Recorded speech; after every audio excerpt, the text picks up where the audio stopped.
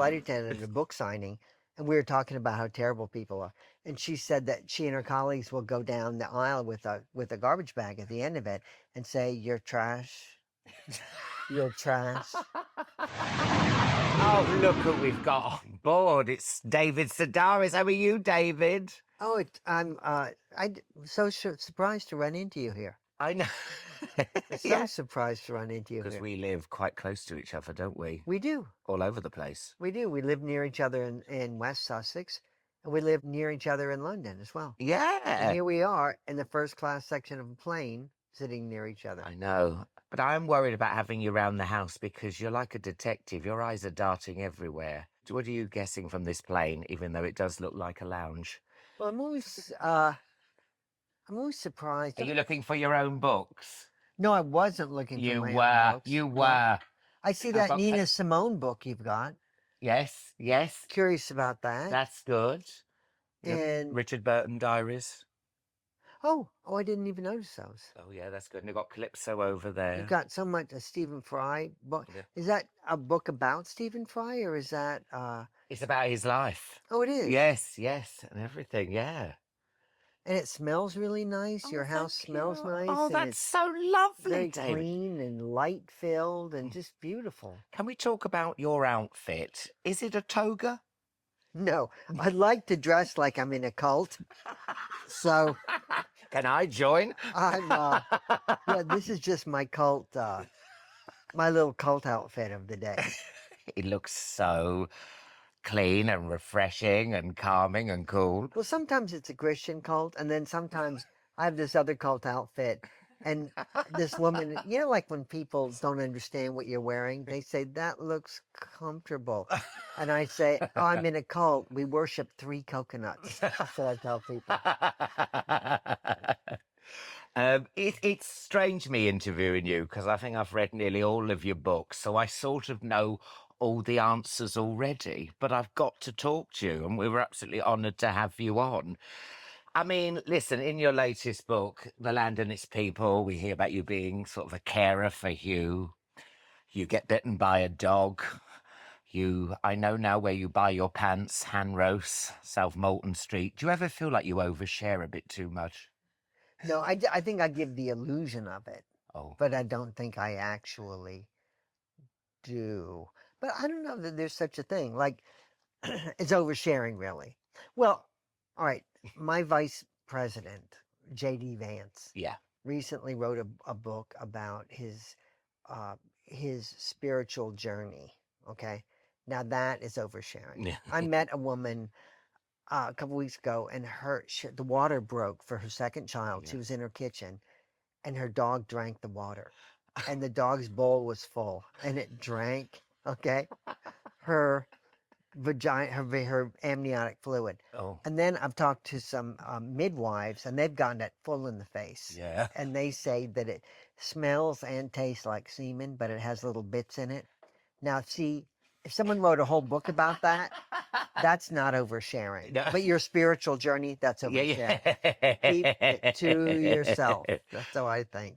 My friend left TV to become a midwife, and she wanted to do the good thing, sick of the cynicism of telly. And they went, and she was in her first, class midwife, and the woman drew a fanny, a vagina, on the board, and 2 girls started laughing. Well, I thought, well, that's a good sign, isn't it, for a midwife, if you're already laughing at vaginas.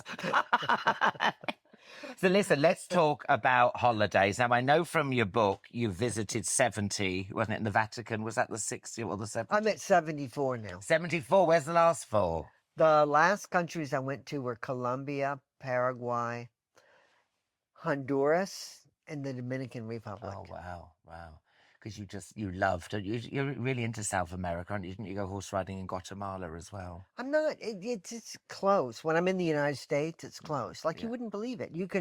It was like we had 9 inches of snow in New York, and then you get on a plane, and 2.5 hours later, Yeah. you're in the Dominican Republic. I don't know how that works. I don't know how. I don't know where the Dominican Republic is. I don't know where it is, but you can. It's insane that you can get on a plane and 2.5 hours later Yeah. be in the summer. Yeah, yeah. Well, that's a bit like here in Europe. You can go to Copenhagen, then you go to Madrid, and everywhere. It's a good jumping off point. Right, but it's not. I mean, what I'm like in January that it would be so cold and Mm, then it would be so hot. I yeah, thought that was yeah, but it's just convenient, I yeah. guess. Central and South America. And with you, with your writing, with travel, it's peppered with travel, isn't it? And it's almost sometimes your journeys are almost like a jumping off point, aren't they? You'll see like a tattoo, or you'll hear a conversation, or you'll get an inane question. And because do you know how many people steal that story about your trash? With the cabin crew. Oh yeah, Do you know right. people steal that story and say that happened to them? And I'm like, Oh no, that's really? David Sedaris. It's such a funny. You tell it the people. It's Oh, so he fun. was a flight attendant, and I met a flight attendant at a book signing, and we were talking about how terrible people are.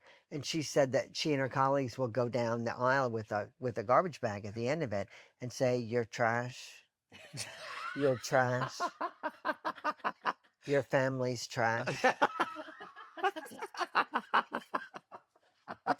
That's brilliant. So listen. So let's go. What is your first earliest travel memory? Gosh, I went to Greece with the summer camp Mm, for Greek American kids. mm. I went with my older sister, and I was 14, and we went to this camp, and I uh, I didn't have sex, but I rubbed myself against somebody, Okay. and it was the first time that ever Did this happened to person me. know you were doing it? If he were alive, he wouldn't have consented. So, Oh my God. So that's your first memory, frottage.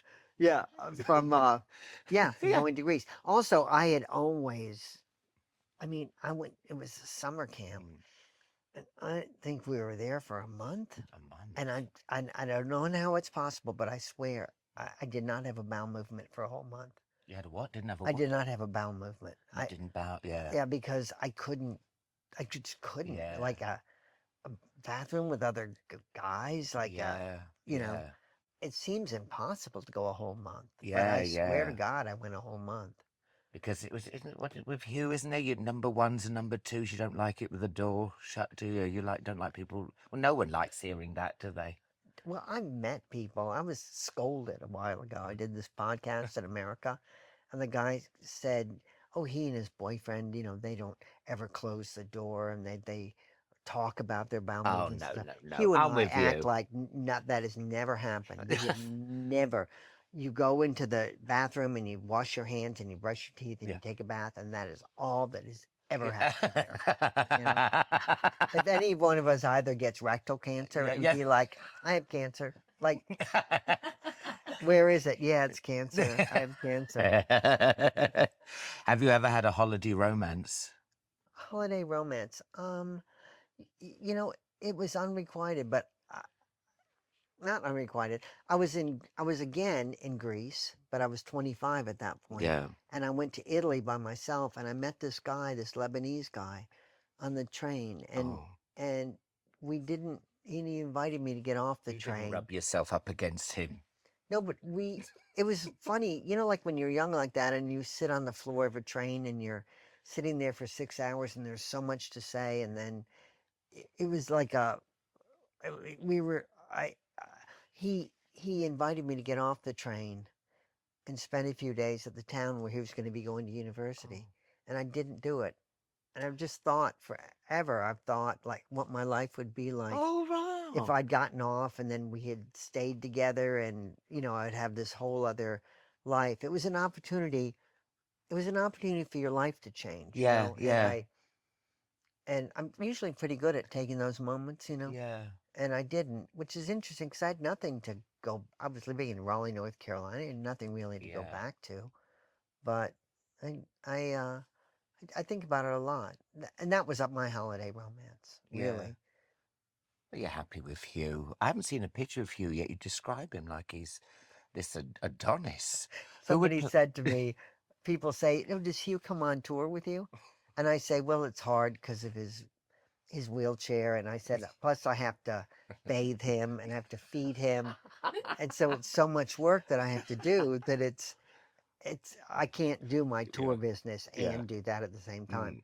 And and then they believed me. And then I said, you know, for all I've written about Hugh, do you think I would not have said, oh, by the way, he's a quadriplegic? Like, he's not a quadriplegic, but it just changes everything when when people think that. He is Who would play him in a movie? Because I always love this game because you can't win, can you? Because you'll say to someone, "Oh, I'm seeing this man who plays him in a movie." No, when everyone's loved up, and they go, "Oh, Brad Pitt." Oh, and then they turn up, and you're like, "Okay." well, I feel like Hugh's age now, it would be Hugh Grant would play Hugh. Oh, that's good. I think Yeah. Hugh Grant's got better, eh? Don't Yeah. you? He's like a fine wine. Yeah, that's what Hugh is like. Mm. But yeah, I mean, Hugh is always. I always think it's funny when somebody like says, "Oh, I'm going to go into," like when someone goes into comedy. Yeah. And I said, Have people always told you you're funny?" No, no one's ever told me I'm funny. Like, or like if someone went into modeling and no one ever said, "You know what, you should be a model." Yeah. But Hugh, people have always told him that he's handsome, and he's like, "No, I'm not," blah, but he is. I've always gotten boyfriends far above my station that way. I don't know. I Oh. don't know why, how I pulled that off, but I always have. Do you reckon it's the cult look?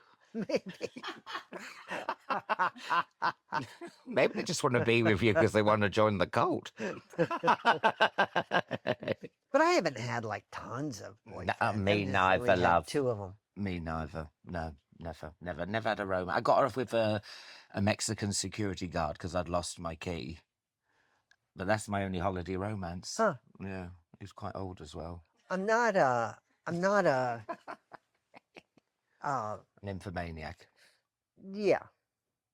I'm glad to hear that. But you know what I always think is interesting? Whenever you meet a polyamorous person, Yeah. you never have to say to anyone, "Are you polyamorous?" Yeah. They always tell you immediately that they are. I signed a book last night for this. It was a guy, and I said there were 3 names, and he said, "That's my husband and our boyfriend."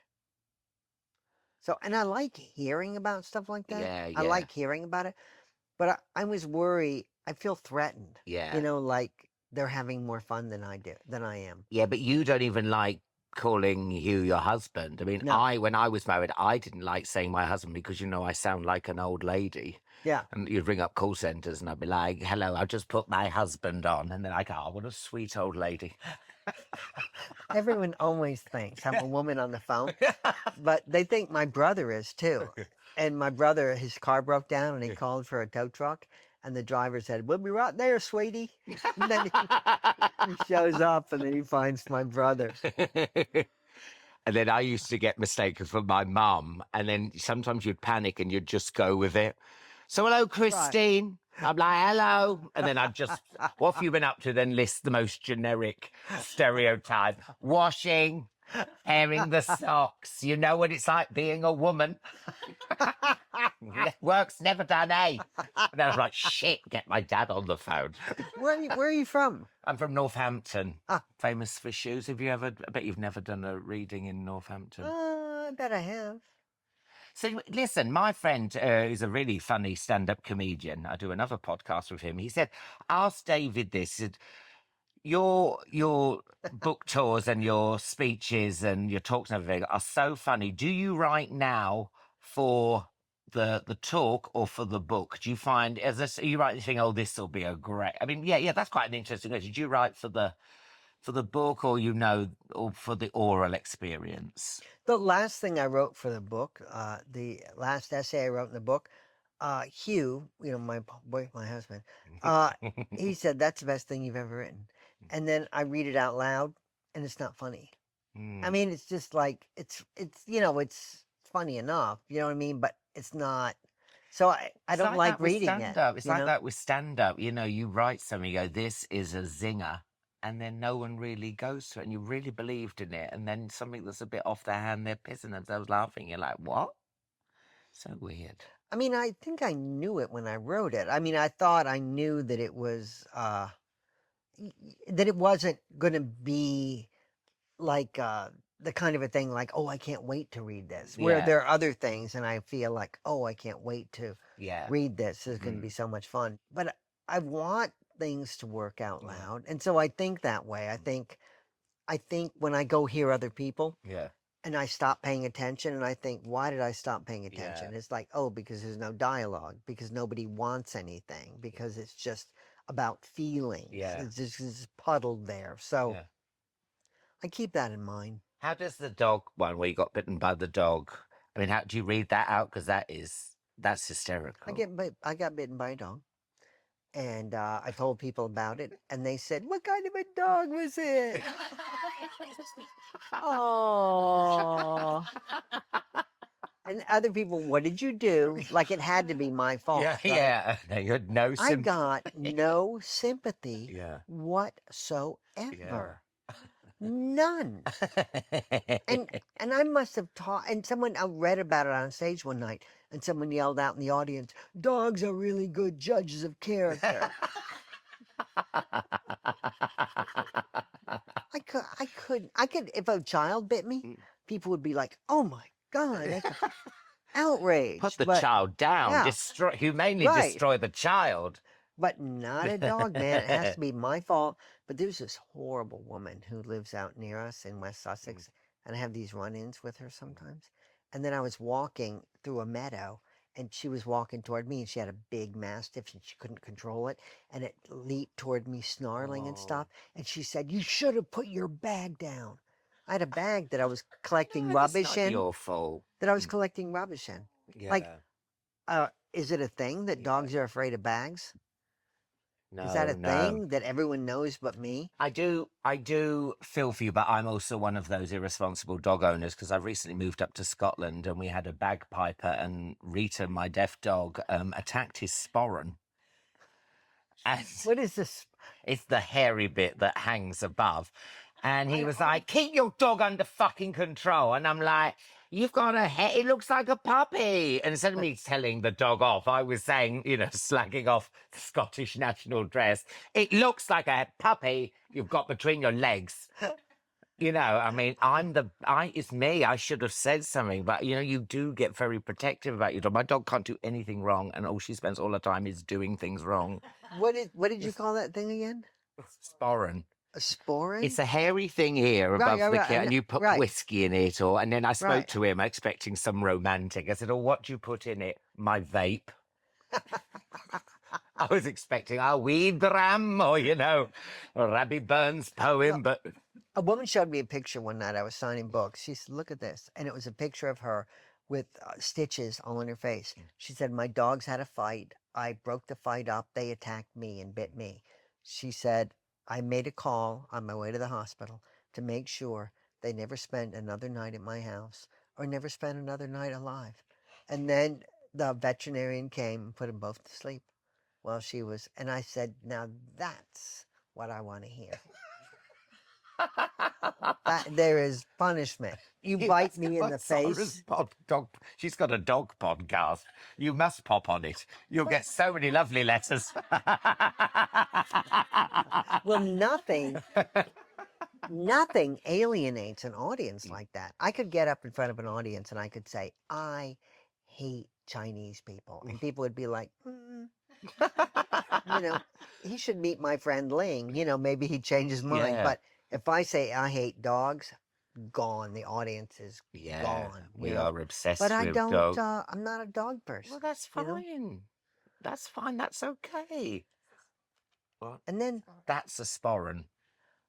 Right. And they get quite Yeah, big. I guess I could see a dog thinking. Would that be like a Hollywood? Is that a Hollywood? No. If you had that as a shaved. Oh, Hollywood. No, let's not go there. A merkin. It's like a merkin. Ah. Now you know what that is. Have you ever been to a country that you talk about how countries entertain you, but have you ever been to a country that's changed you? This is a deep question, David. Have I ever been to a country that That's changed me? changed you. I think Japan changed me. Yeah, yeah. Yeah. Because you dress quite Japanese. I bet you go shopping there, clothes shopping, don't Oh, you? crazy. Yeah. Crazy. But the first Good time I thing someone went accused there, you of transitioning once when you bought a Japanese outfit. oh Was yeah, I that you? get no, I get that. That was Hugh who accused me of transitioning. But I like to dress like I'm in a cult. Yeah. So yeah, this is all. Yeah. And the Japanese make a lot of really good cult clothing, I yeah, think. yeah. But we went to Japan, and a lot of times I go places and I think I don't need to go back, or I already went, so I don't. But Japan, we go. Gosh, I think this next trip will be what my gosh, 20th trip at least to Japan, Yeah. maybe 15th trip to Japan. Yeah, yeah. So one time I went and I stayed 3 months and I went to Japanese school for a while. And then I've been trying, I try to teach myself Japanese. And I just I think it'd be a really good place Yeah. to move to when you're old Yeah. for two reasons. One, there are toilets everywhere Yeah. and they're sparkling clean and they invite you to use them. And they're not hard to find. Like in New York, try finding a toilet in New York, right? Yeah. Sparkling clean toilets. And then they are respectful towards old people. So it'd really be a good place to retire, Yeah. I think. Yeah, that's good. Yeah. Are you adventurous eating abroad? Yeah. I mean, I go to Japan a lot, and my sisters will come with me, and they're not adventurous eaters.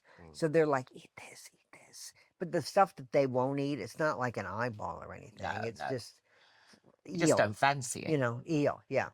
But I feel like, yeah, I'm pretty adventurous.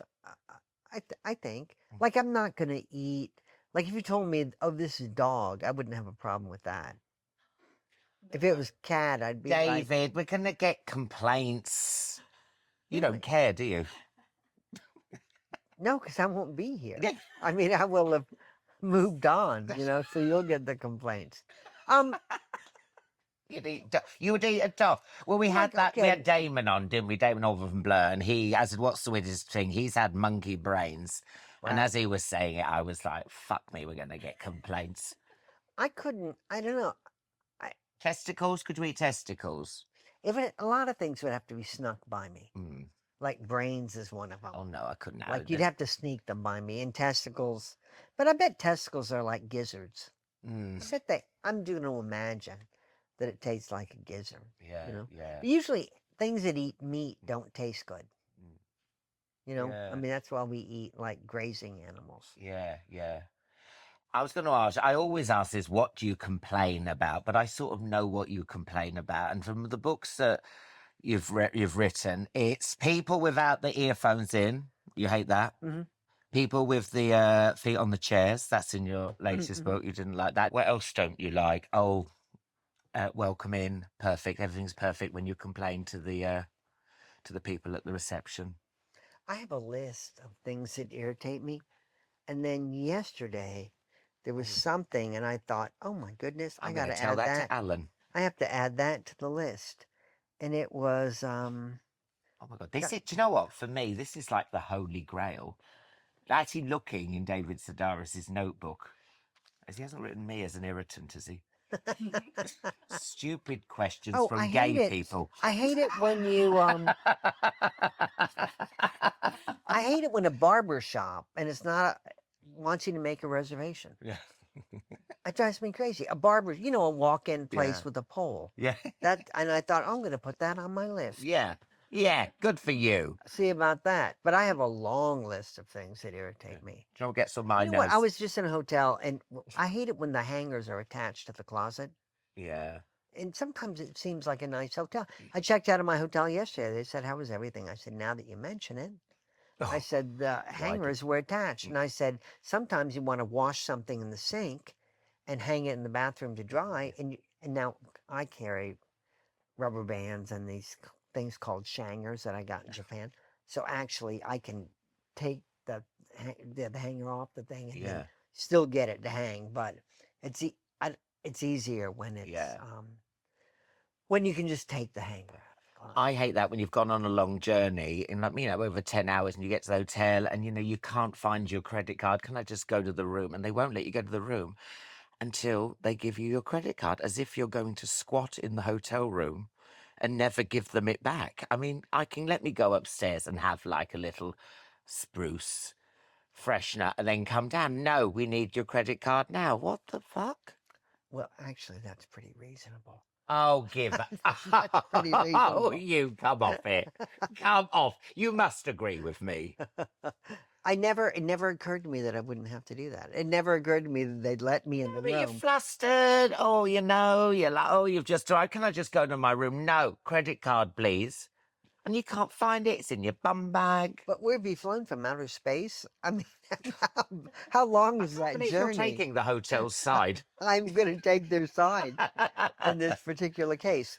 My sister, I went on a vacation with my sister Amy, and she got furious because she met this woman on the beach. And then we went to lunch, and she said, the woman and her husband, I bet they're going to send something complimentary over to us, like a shrimp cocktail. And then the waiter came toward us with a platter and took it to the next table. And Amy's like, I can't believe that bitch. She's not even sending us a drink, free drinks or shrimp cocktail. And I was like, why would she? Why would you expect this person? But she completely meant it. We went together to Dominican Republic, and we went to this resort, and she said, I'm going to start a rumor that Sting is staying here. And I thought, how are you going to do that? And then we go to the buffet, and she said, Sting was telling me he liked the water ski. And so everywhere when other people were around, Sting told me that he had a tapeworm. Sting and Trudy. Is that cantaloupe for Sting? I thought Trudy told me he was allergic to it. I follow her on Instagram. She follows some weird shit. Do you ever see? She's really, really good at Instagram. Really good at it. Because there'll be some real random. You go down a rabbit hole and then you'll see something so insane. And then you go, liked by Amy Sedaris. And you're like, I thought this was my thing. There's this woman who cleans and she's like, howdy, I'm just going to go to bed. I'm tired and all that. And I started following, she had 12 followers. It was me, Amy, and 10 but now she's got loads. That woman is amazing. How's everybody doing today? Oh, you know her? You know her? Sometimes I clean out my drawers. And what I do is I open the drawers and I take things out and I fold them and put them back in. Anyway, y'all have a good day. I can't believe she's called Lisa. Sorry, Lisa Griffin Brown. Oh my God, I love that you follow. She's so amazing. addictive. Whenever I'm stressed, I'm like, oh, I just put her on. Howdy, y'all. I'm just making my husband some tea and all that. And I'm going to bed because I'm tired. You're like, good for you. And people are like, yeah, you go to bed. And then I think Amy put, good night, y'all. She is. And she just talks about her life. And it's a pretty small life. Yeah. But she, oh my goodness, she's just hypnotizing. Yeah. Isn't she? Tell me a secret gem in Sussex, West Sussex. Hidden gem. It could be like a little bay or a walk or a little village or somewhere, a little shop somewhere, because we do like our hidden gems on here. They don't always have to be abroad, do they? Heel to toe in Storrington. Okay. Now, it's this woman, and she's not a podiatrist, and she's not a pedicurist. She's in the middle. And there's a sign in the window that says corns shaved. And she is the loveliest person. And I go, and she shaves my corns. And I wrote about it. And the first time she saw this big bunion, she said, we'll just get beavering away on the left one. In the United States, that brings a house down, beavering away. But here, it doesn't get left at all. But she is so lovely. It's really about the experience with people like that. Yeah. And she said to me, she's got grandchildren, and I was walking by my grandchildren's room, David. She's the kind of person who puts your name into every sentence. I was walking by the room, David, and I said, what are you two doing in there? And they said, don't come in. We're taping up our vaginas. She said, they're just that age, David. Adorable. And it doesn't cost that much, and you just go in there and she just works on your feet, and it's just so personable and so lovely. And I think it's a hidden gem. It's Yeah. the hidden gem of Sussex, of Fantastic. West Sussex. Well, we love that as well. And the last thing I will say is I always ask if you've gone on holiday with another celebrity. And in the book, there's a really great story about you going to the Vatican. Mm. Now, I want to know, what did you see behind the scenes at the Vatican? Is it as posh everywhere? Because you know, sometimes you go to Buckingham Palace for a tour and then they'll keep a door open and you'll see like the shittest furniture ever behind the scenes. Tell me a bit about the Vatican as a holiday destination. We went to a part of the Vatican. I was invited to meet the Pope. He wanted to meet like 100 humorists and comedians from around the world. And Stephen Merchant was there, is one of the British people. And Chris Rock was there, and Whoopi Goldberg, and gosh, a bunch of us. And we went to a part of the Vatican that I don't know that people go to, are allowed to go to. And it was really insane. But you know what? It was over the top, but it was all beautiful. Whereas if you go into a Greek Orthodox church, it's over the top and it's hideous, you know? Yeah. And the clothes were amazing. Yeah, The clothes yeah. that the people wore is as theater. It was. Does the Pope have the X factor? Does he have it when you see him? You know, you meet No. some. No. Okay, He you're not even had going to think no- about it? No. I mean, this Oh, was a great. So Pope. dog lovers and Catholics are going to start. This was the Pope that died recently, right? Oh, the one. Oh, he kept saying faggot. Oh, no, is he? Yeah, he's, faggotry. yeah, he's the one that kept going a bit Faggotry, yeah. homophobic. But it was so interesting when you meet somebody like that and they don't have any authority, right? Like, I mean, I kind of felt like that with the Queen too. Like she wasn't, the Pope wasn't The funniest thing he dynamic. said about the Queen was her feet. Like her feet looked like two hot dog buns. They were so tiny, weren't they? Her feet were so tiny. But sometimes you meet somebody and they're dynamic, you know, they're Yeah. just like, Yeah. wow, like they're But then sometimes you meet people like who haven't got that, like someone on a train, like a ticket inspector will come into the garage and be like, wow, you've got it. yeah.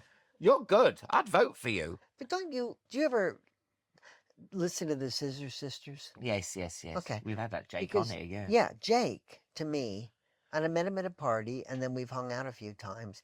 He's got it. That Yeah. guy is a star. And you could cover him with a quilt, and it would still shine through. I don't. Dress him up like he's in a cult. He's really a dynamic,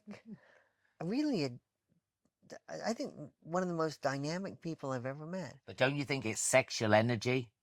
I think he's very sexy. He's very, And he's got sexual energy. And you know, he because does. when he came in here and I was like, he has great sex. Yeah. Yeah. He has great sex. Yeah. He don't rub up against people. Dead people. Dead bit. Sorry, I'm so sorry. I did mean dead people. What was I thinking? Well, listen, we're about to start our quick fire round. We're starting our descent. So, okay, you ready for this? No? Okay. I'm ready. As I always lose my question. Mile high or I'm too shy? I'm too shy. No way. Adrenaline junkie or adrenaline slunky? Adrenaline slunky. Okay. Aisle or window? Aisle. Beach or pool? Beach. Beach. Tip 'em or fuck 'em? Are you a good tipper or do you go, no, I'm not tipping you, you'll never see me again? Tip 'em. I love that. Thank you so much, David. It's been wonderful. If you'd like to collect your emotional baggage from the carousel. Hey, thank you so much. Thank you. We hope you enjoyed your flight. Don't forget to like and subscribe. Don't ever forget, like